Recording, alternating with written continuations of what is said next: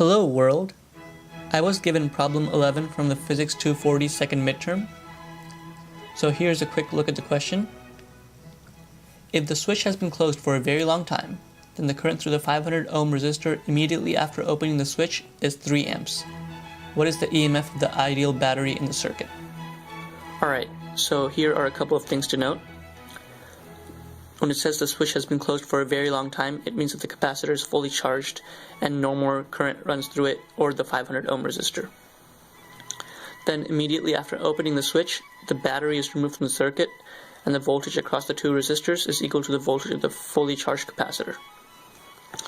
So now we move on to this portion of the circuit only.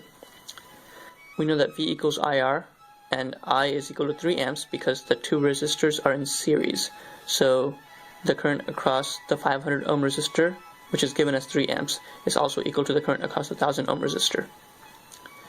The total resistance is going to be 1500 ohms because they're in series, so you add them up. This gives us a voltage across the capacitor of 4500 volts. Now we move back to this portion of the circuit. We consider the net voltage to equal 0 because of the loop law. The voltage across the battery minus the current times the resistor, which is 500 ohms, minus voltage of the capacitor is equal to 0.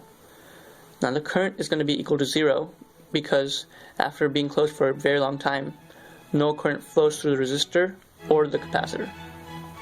This gives us that the voltage of the battery is equal to the voltage of the capacitor, which is 4500 volts.